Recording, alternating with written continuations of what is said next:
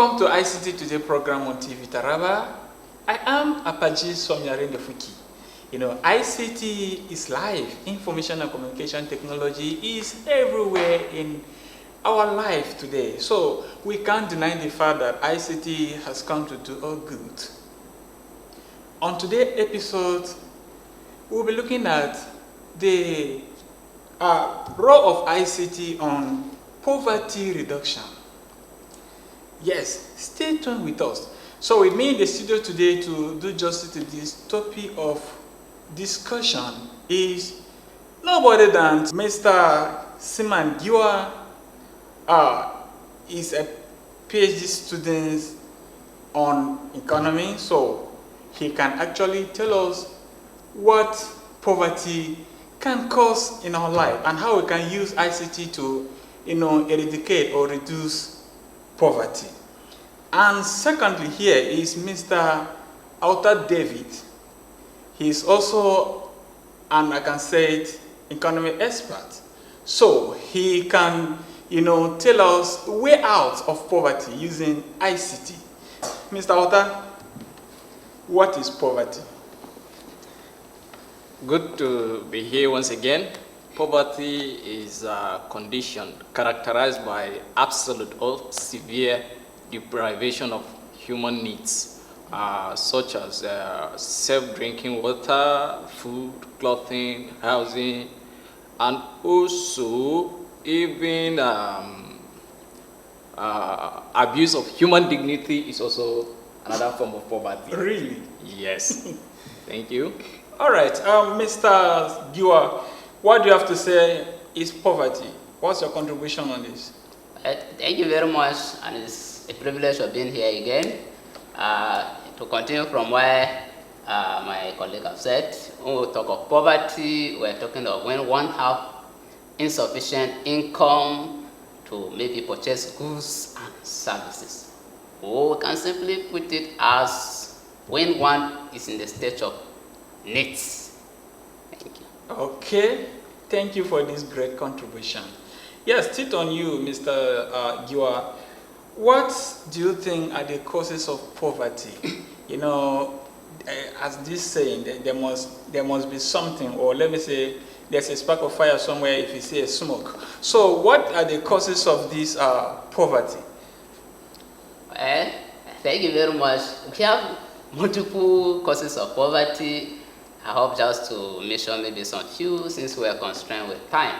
Yes. Now, we have some of the causes of poverty, maybe as follows. We have, when we have poor performance of economy, when our economic is performing poorly, when the economists call it depression. Okay. When the level of output are low, high unemployment, high inflation. That's exactly what is happening in Nigeria now. We're having hyperinflation, we're having production company falling up as a result of maybe poor infrastructural facility that will support them to increase their production activities. Or can say this can as well lead to poverty. Another thing again that can lead to poverty is governance and weak institution. Okay. When we have governance who are insensitive to the need of the people, and we don't have institutions that can back up government policy, yes, we say this as well can lead to poverty. And another thing again, when we have a macroeconomic shock and we also have policy failure, it can as well lead to poverty. Another thing again that I can add to this is insecurity. Insecurity can as well lead to poverty. We are not secure. If you are a farmer, you are not secure. You cannot go to farm, and definitely this can plug you into poverty. Another thing again we can look at is pandemic. Example of COVID-19. COVID-19 has plugged a lot of people into poverty. Some will never recover from the shock of COVID-19. This as well can as well lead to poverty. Maybe finally, before my colleague add to it, environmental degradation. Example, flood. And can as well lead to poverty. Thank you. Well done, Mr. Giwa. You have really opened our eyes much on this. So, Mr. Alta David, what do you have to add to this? Let me add but a few. Another thing that can actually cause poverty in a society is corruption. Great. When money meant to empower people when money meant to build industries that will create jobs is being eaten by someone. Someone, of or course. is being stocked, piled somewhere by someone. Of course. That can actually deprive a whole lot of persons of basic needs. And also another thing on the part of patience is laziness. Laziness, yes. Laziness can actually cause poverty. Okay. Even the Bible actually backed that up. There's no food for lazy man, There's no right? food for lazy man. So Yeah. when you choose to fold your arms and not to be engaged in any economic activities, that will actually drive you into poverty. Of course. Thank you. Thank you so much for this great contribution so far. All right, Mr. Alta David, what can you say are the effects of poverty in our life? Effect of poverty so far. The effect of poverty in our lives are so numerous. Okay. Let's take Nigeria as an example. Yes. Presently now you can see a whole lot of effect of poverty playing a part. Great. And the first is crime, increase in crime rate. You can see activities of kidnapping, activities of banditry are going on all over the country. And that can also be attributed to poverty. And also food insecurity.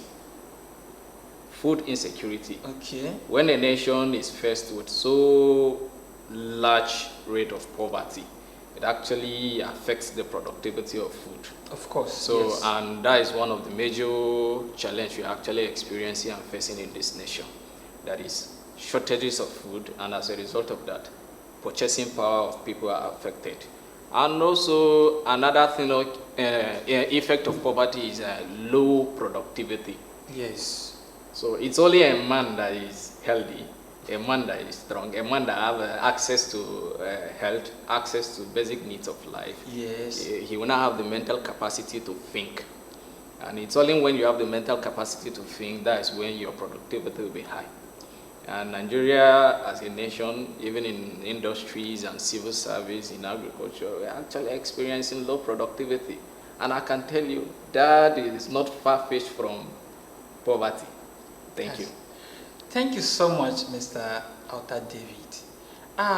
Mr. Simangiwa, let me ask you this. This crossed my mind.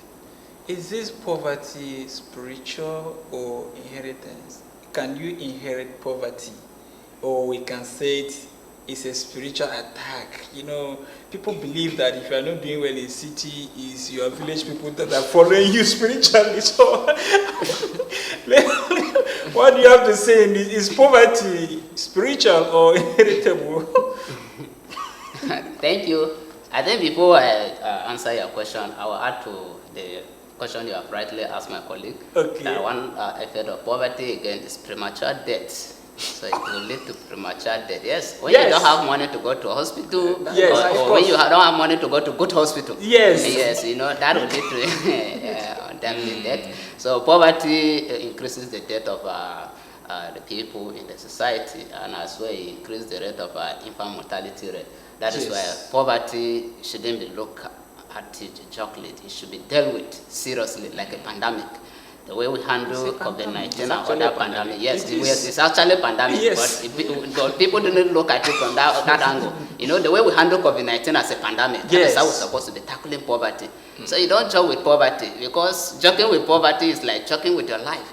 Of course, Because yes. what poverty can cause for you, you cannot recover from it. Yes. So the effect of poverty is so serious. That's why anybody that don't want problem, don't associate with poverty. Is it wish? Yes, Can you people, wish? yes, when you are very lazy, what are you doing? You are identifying with poverty. As he has rightly said, laziness. When you are very lazy, you identify with poverty. When you don't have appropriate education, you identify with poverty. You say, go to school, you say, no, school is scam. Scam, Well, yeah. exactly, you say, I want to die with poverty.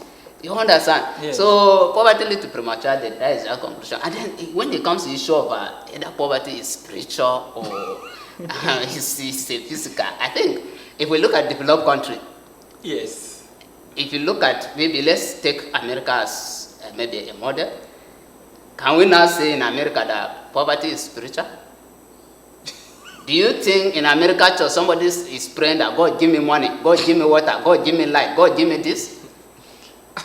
So where I may agree that there may be a spirituality behind poverty, it is when there are forces constraining you from moving. Okay. For example, maybe you are sow your hands into one or two things. You know, there are people who want to make sharp money. Yes, so in the course of running to make sharp money, yes, you did not follow the rules. Yes. And then it backfire.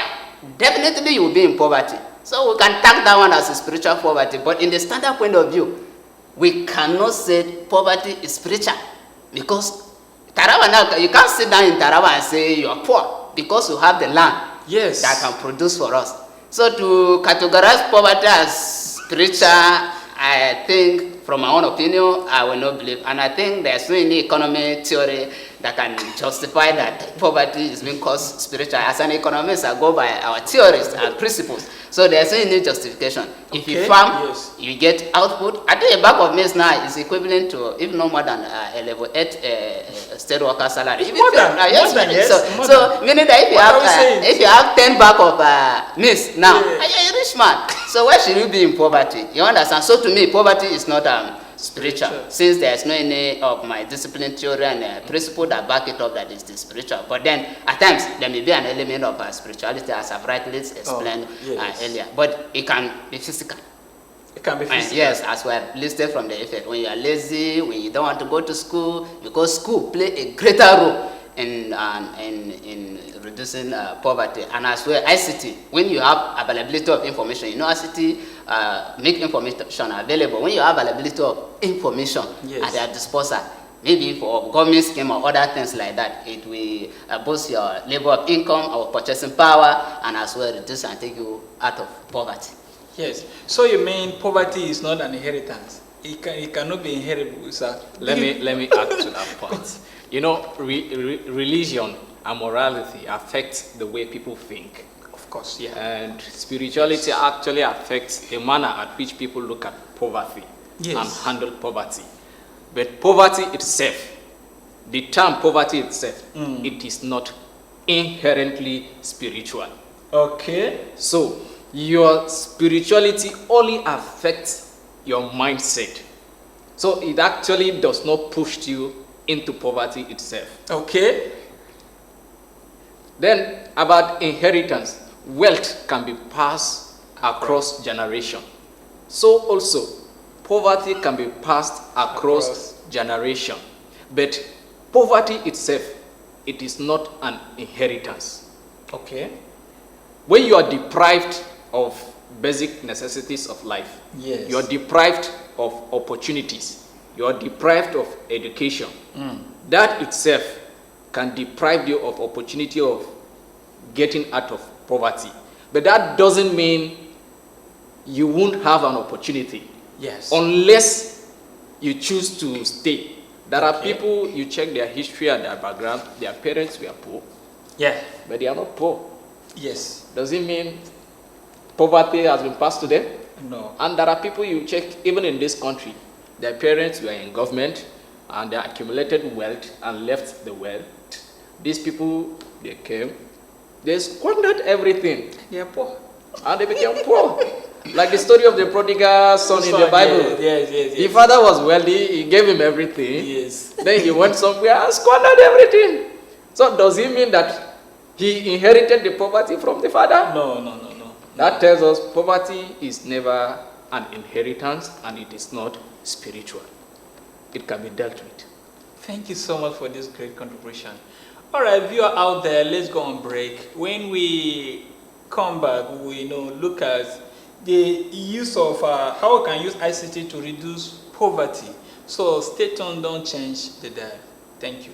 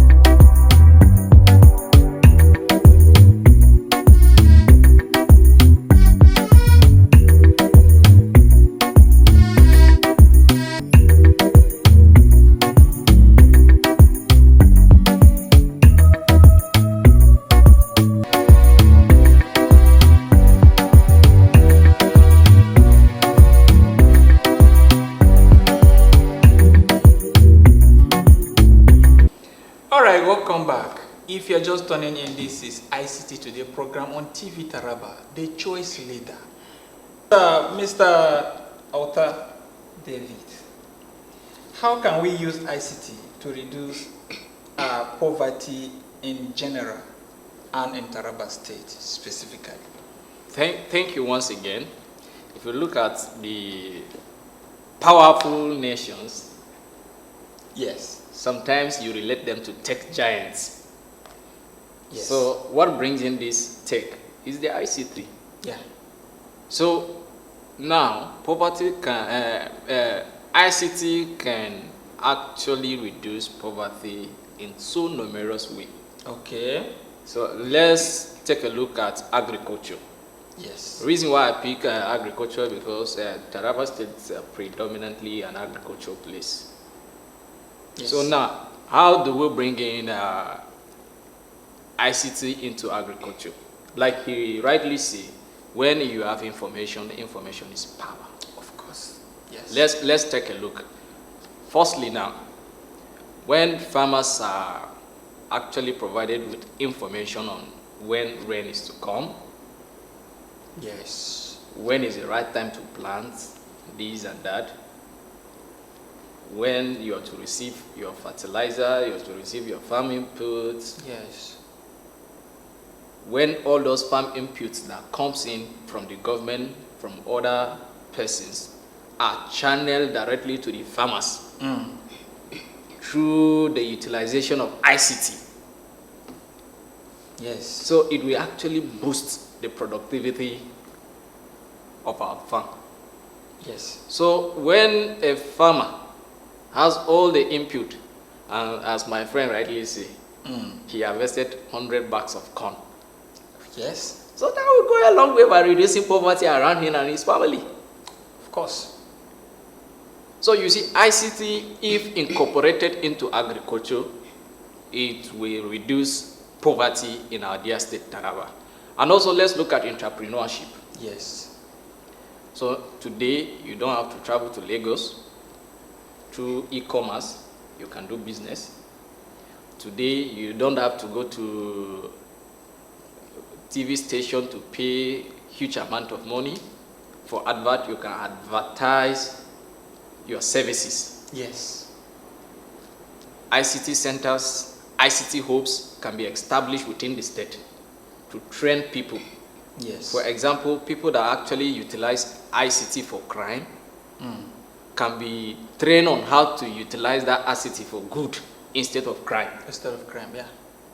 Because as he rightly said, crime may benefit you now, but when you're caught, it takes you back to poverty.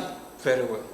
But when that money is gotten legally and that usability is put into the right use, it fetches you money that is legally. Yes. And it drives you out of poverty. Yes. And it also creates wealth. Because when you are doing it illegally, you do it alone. Yes. But when you are doing it legally, you become source of inspirations to others. Yes. And you become a trainer to others. Of course. So if that actually is utilized, and also let's look at the health sector. We said one of the major causes of poverty is inaccessibility of health.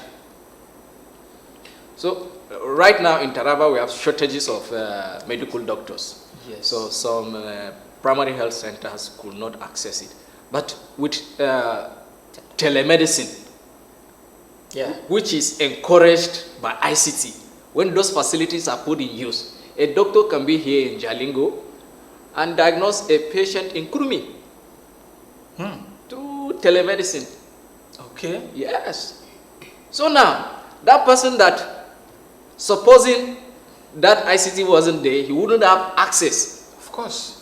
He has to travel from there to Jalingo, but with the aid of that telemedicine, he can still be there and have access. Yes. So you see, there are so many ways.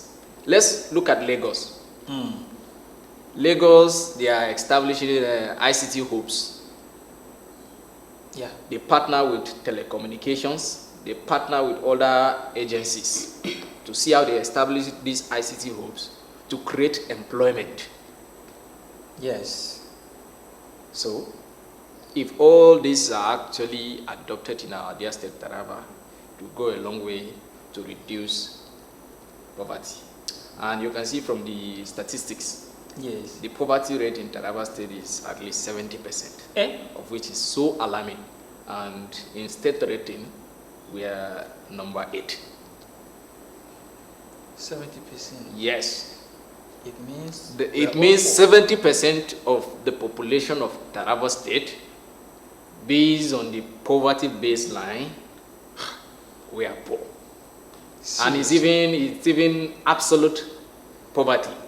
That is the severe rate of poverty. That means even feeding That is a means challenge. where most of us are not actually having access to feed on $1.90. Yes. And that was even there when dollar was at 370 something. So it's so alarming. Very well. Okay.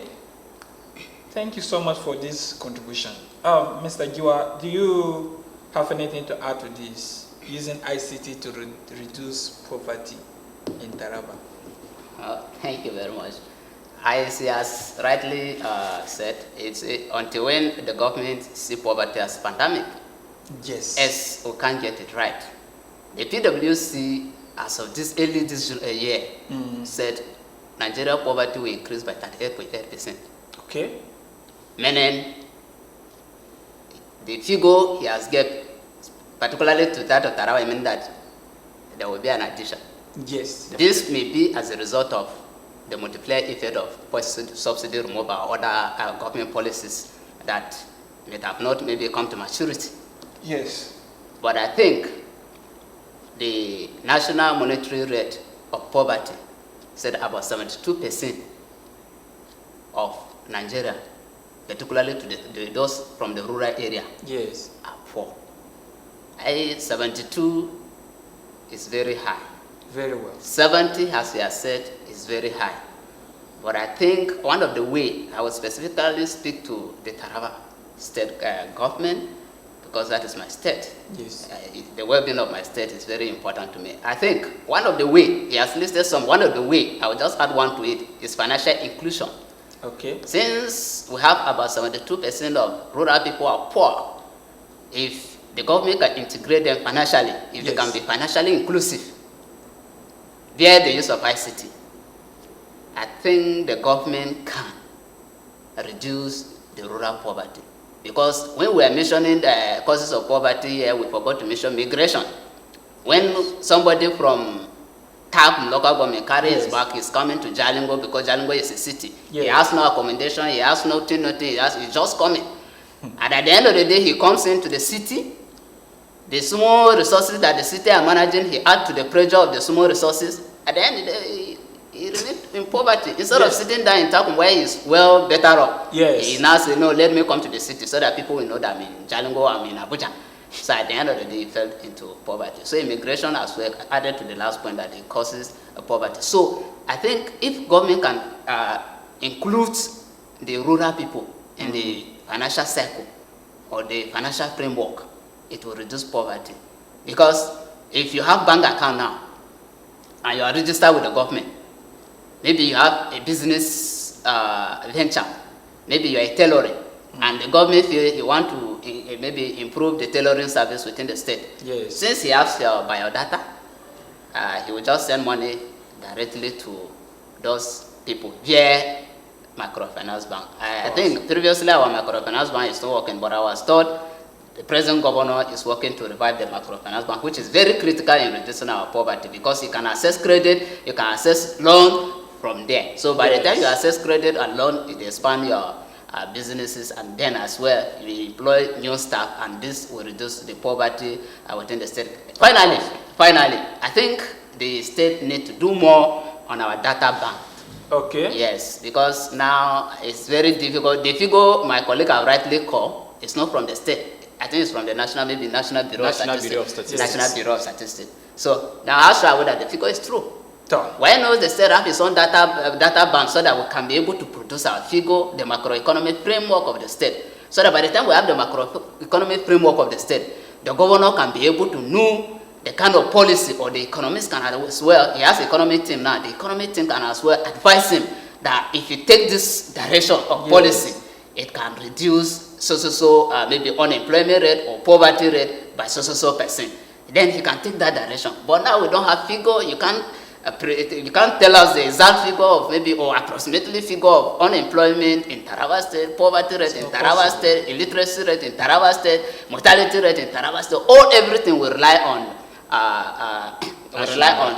the National Bureau of Statistics, which may likely not represent the state the way it's supposed to be. So I think the state government should look into bringing to bear the Taraba State Bureau of Statistics. So if we have that Taraba State Bureau of Statistics, it will be the bank of the Taraba State data. So from there now we can be able to fetch out data and see how the state is moving. But now we cannot tell the direction of the movement of the state since we don't have this macroeconomic variable at our disposal.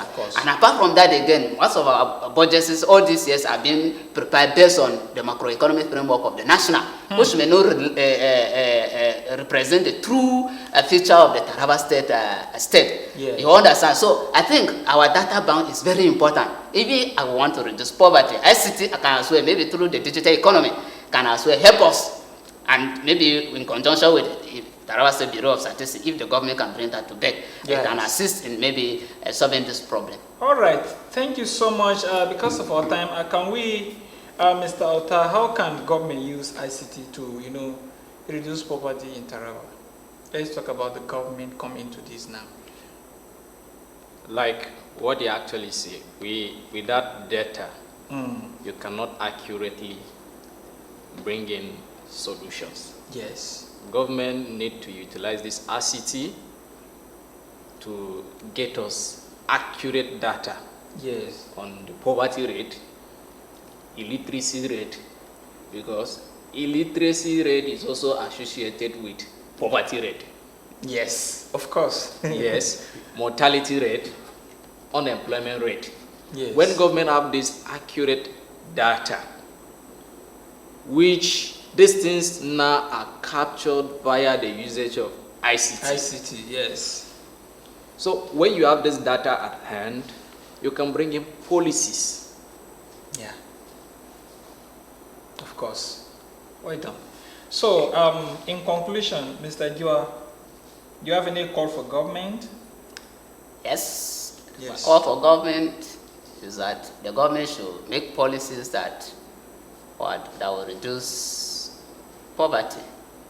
Of course. We didn't mention types of poverty. There's what we call mental poverty. And a lot of people are passing through that kind of poverty. Poverty where someone is hopeless. Yes. He didn't believe that anything can happen to him. I think in making policy, since the governors have economic team, I know they are capable people, I think they should be able to advise them to make policies that will affect the well-being of the people generally.